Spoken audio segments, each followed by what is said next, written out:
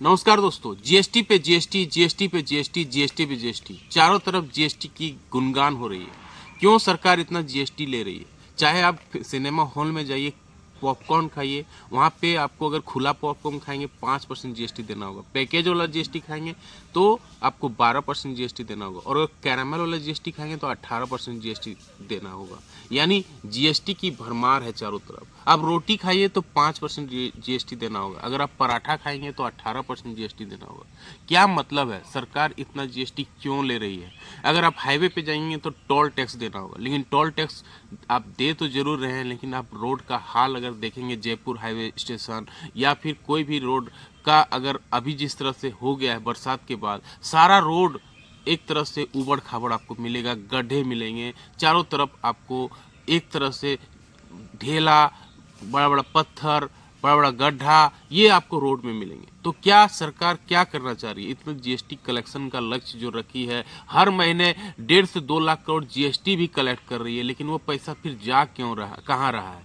और क्यों नहीं बड़े बड़े रोड बन रहे हैं? अच्छे रोड क्यों नहीं बन रहे? अगर रोड अच्छे तो बन गए हैं, सरकार एक बार खर्चा कर दिया है, लेकिन अब उसका रिपेयरिंग फिर क्यों नहीं हो रहा है? क्यों फिर उसी तरह गड्ढे में लोग चलने को मजबूर हैं? और इतना मिडिल क्लास पे लोड क्यों दबाया जा रहा है? इन सारे बिंदुओं पे डिस्कस करेंगे। इससे पहले अगर आप वीडियो देख रहे हैं, लाइक से सब्सक्राइब कमेंट जरूर करें। तो होता क्यों है कि जीएसटी, जिस तरह से सरकार अपना लक्ष्य निर्धारित करती है कि हर साल हमें जो जीएसटी है, इस साल हमें 75 लाख करोड़ रुपया जीएसटी से जमा करना है, हर महीने वो 1.5 से 2 लाख करोड़ जमा कर रही है, और फिर और सरकार का लक्ष्य जीएसटी कलेक्ट करने का है। तो इसका मतलब ये हुआ कि सरकार केवल जीएसटी मिडिल क्लास से वसूल रही है और हेवी मात्रा में वसूल रही है। आप समझिए, इंश्योरेंस के लिए भी जीएसटी देना पड़ रहा है। बेसिक काम होता है सरकार का, कोई भी अगर डेवलप कंट्री चल जाइए, यूएस चल जाइए, कनाडा चल जाइए, फ्रांस चल जाइए, इंग्लैंड चल जाइए, कहीं भी आप चल जाइए, वहाँ पे सरकार का पहला मकसद होता है फ्री एजुकेशन दिया जाता है, फ्री हेल्थ केयर दिया जाता है, फ्री जल दिया जाता है, फ्री रोड ट्रांसपोर्ट दिया जाता है। लेकिन उसके बदले में वो जो टैक्स कलेक्शन करती है, उसके बदले में वो सारा कुछ देती है। लेकिन हमारे देश में ऐसा क्यों नहीं है? अब हम इतना टैक्स भी पेमेंट कर रहे हैं, इतना जीएसटी भी पेमेंट कर रहे हैं, अब क्यों नहीं अच्छा रोड है, क्यों नहीं फ्री का एजुकेशन है? आप कोई भी एजुकेशन देखिए, कहीं भी सरकारी स्कूल में कोई पढ़ा नहीं रहा है बच्चे को अपने, क्योंकि जानता है कि वहाँ पे अच्छा पढ़ाई नहीं हो रहा है, और वहाँ का हालत और बदतर है और ख़राब है। क्यों ख़राब है? क्योंकि अच्छा एजुकेशन वहाँ का टीचर नहीं दे रहा है, वहाँ का इंफ्रास्ट्रक्चर अच्छा नहीं है, वहाँ पे बैठने के लिए कुर्सी नहीं है, आपको कुछ भी इस तरह नहीं मिलेगा कि लगेगा कि बच्चा यहाँ पढ़ के एक अच्छा खासा एजुकेशन ले सकता है। और लोग इसीलिए शिफ्ट कर रहे हैं प्राइवेट स्कूल में।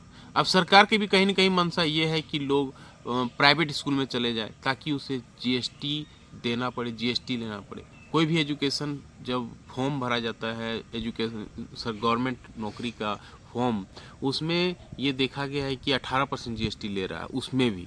अब वो फॉर्म फिर रिजेक्ट भी हो जाता है। बार बार आप सुने होंगे बहुत सारे फॉर्म जो है रिजेक्ट हो जा रहा है, क्योंकि वो सारा फॉर्म जो है, जो क्वेश्चन पेपर है, कहीं ना कहीं लीक हो जा रहा है।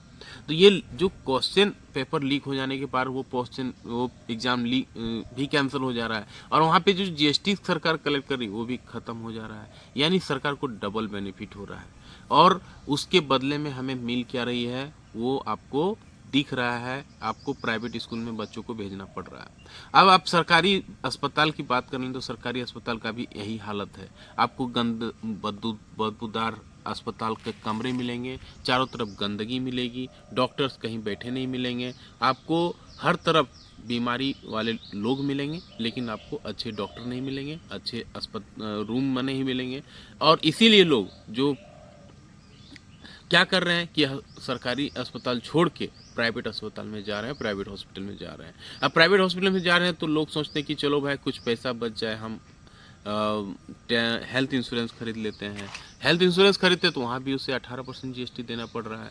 क्या मतलब है? 18% जीएसटी यहाँ भी दे रहे हैं, और सरकारी प्राइवेट अस्पताल में आप इलाज भी करवा रहे हैं, आपको फ्री इलाज भी नहीं मिल रहा है, फ्री आपको एजुकेशन भी नहीं मिल रहा है। जबकि ये सारे बुनियादी बेसिक चीज़ हैं जो आपको मिलना चाहिए, ये चीज़ क्यों नहीं पूरा किया जा रहा है?